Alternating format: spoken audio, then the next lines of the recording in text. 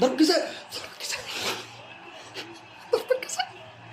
الله عليك يا زيزو.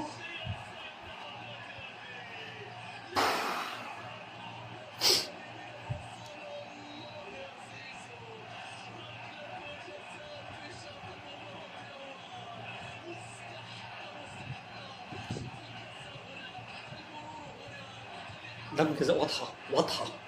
ابوس ايدك يا زيزو حطها، عشان حارس المرمى ما عرفش عامل لي فيها بوف الليل.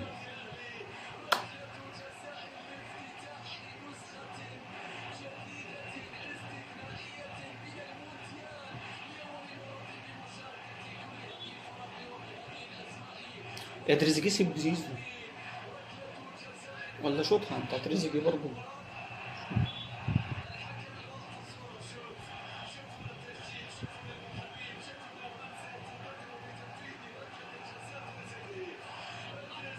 ماشي. ضربة الجزاء دي لو ما دخلتش احنا نحس، مش هنفوز. لو دي ما دخلتش مش هنفوز.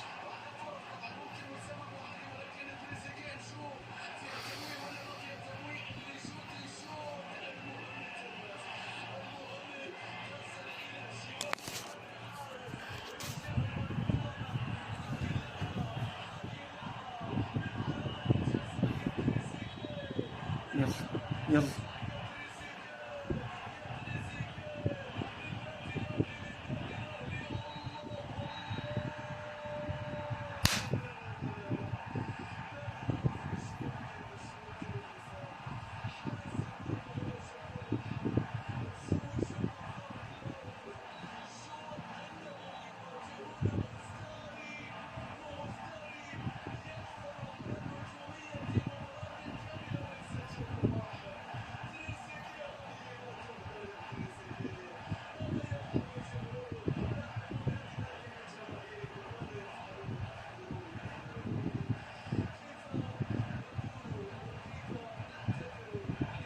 مش هنفوز بالمنظر ده، كمية الفرص الضايعة دي مش هنفوز.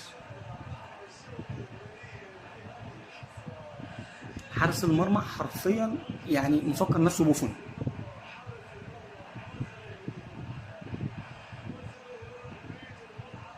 كنت سبت زيزو، مش زيزو اللي جابها، ما تسيبه يشوطها، ما هو متخصص ضربات جزاء، لازم ميتين اللقطة.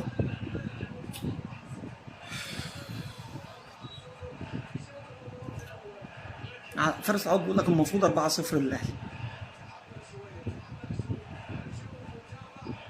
وربنا فريق بلوزه، مفيش غير ميسي لما بيمسك كوره هو اللي بيعمل خطوره.